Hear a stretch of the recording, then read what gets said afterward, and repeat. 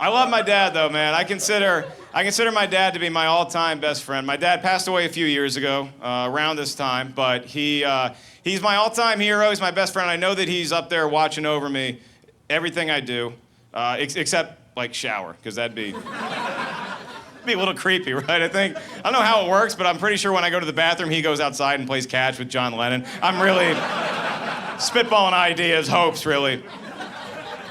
My dad always had this catchphrase that he would always say, "Proud of you, boy." If I did something good, he didn't have to use it much, but when he did, you get a good grade on a test, or I had a good basketball game, he'd say, "I'm proud of you, boy. Proud of you, boy." And I've always tried to make him proud. So one of the things I love doing as a comic, it gives me the great privilege to entertain our troops. I just got back from a USO tour overseas, and I was in Jordan.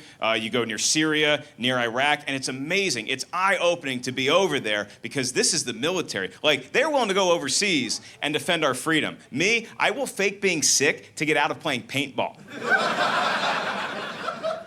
But once you get over there, you do the show for the truth, they love it, and then they take you around. They're like, "Yeah, let's show you what we do for a living." And I'm all about it. Like, I got to put on the suit from the Hurt Locker, which is like such a shitty way to say it. Because it's not from the movie. It's not like we went to the Smithsonian. I'm like, that's the one? It's like, these are real things. These are things that people do. They get me in the suit, and the suit weighs like 100 pounds. You put on the helmet, it's like another 30 pounds. And I look to him after I have it on. I'm like, "All right, let's do some push-ups, boys." And I get down there. So 2 hours later, they revive me. And we move on to the next station. I love the next station because that's where all the German Shepherds are that will go after suspects. They'll you snap your fingers, and they go run and charge them. And usually, I volunteer to put myself in the big rubber suit. Don't think that's gonna happen again. And then this trip, I got to do something I've never gotten to do before, and I was so thrilled. I got to meet a pilot. And you think, well, Mark, you don't meet pilots when you go do shows? No, the pilots are off somewhere else. They never come to the comedy shows because they're studying, or they're training, or they're playing volleyball. They are doing something important. But they take me out to the tarmac, and apparently this pilot is a fan of mine. And so I see an F-18 land. I didn't even know the Fs went that high. It lands, and it pulls into its parking spot? I don't know. I don't know any of this stuff. And he pulls in, and then I started to get real intimidated because the cockpit opens, and emerging is this 7-foot-tall stallion. He was like 5'5", but to me, he's like 7 feet. Took his helmet off. He had short hair, but I just saw flowing locks. Like, for the grounds crew, this is a normal day. For me, I'm looking at a Fabio book cover. The guy gets off the plane, he climbs down the ladder, and he's walking towards me, and he's got the cool aviator shades, and he's got that confident, I just flew a fucking airplane walk. And I get ready to shake his hand, and one of the grounds crew leans in, they're like, "Hey, his call sign is Moeller." And I'm like, "Moeller?" I was expecting a Maverick, an Iceman, Moeller, and then they say, "Yeah, they call him Moeller because the last time he was in a bar fight, he knocked the guy's teeth out." And keep in mind, this is like right before I'm like up here to meet Moeller.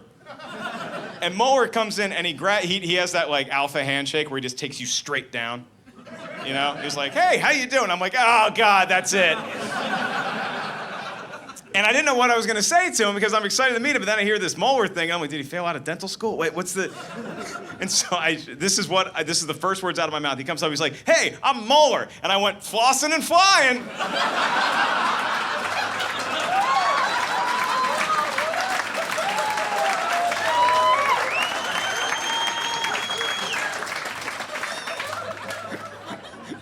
Moeller felt sorry for me. Puts his arm over my shoulder. He's like, "Hey, man, let me show you around the plane." So he shows me around the F-18, and I love everything I'm seeing, but then I get transfixed on one particular part. I'm right here. I'm looking up at a missile. Or if you're from Britain, it's called a missile. I'm looking right up there, and Moeller can see that I'm enamored with, or as he would say, enameled, with this missile. I'm looking at it, and so Moeller says, "Hey, let's get this guy a stepladder, and he's gonna autograph the missile." And I'm like, "Yeah, I'm gonna autograph. Do I go to hell for that? So they bring a stepladder, and Moeller, he just pulls a Sharpie out of one of his many pockets. I don't know if y'all know this, the military loves pockets. You seen those uniforms? Their code is like God, country, pockets, family. Takes a Sharpie out, He's like, here you go, man, autograph it. And so I'm thinking like, oh God, all these people are gathered around, waiting to see what the funny boy is gonna write on the missile. And I'm like, oh God, what do I do? So I get up there, flossing and flying.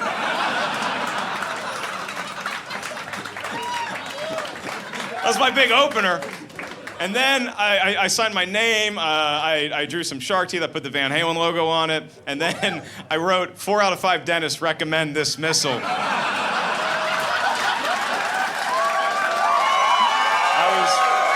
was me. Hi, Moeller. And I should have dropped the mic there, but I kept going. The last thing I actually wrote on there was I put my Twitter handle on it. What kind of a douche puts a Twitter handle on a missile? Like, I'm thinking, if this thing's a dud, I'm gonna get some new followers out of it. Just get a tweet in the middle of the night, LOL, better luck next time.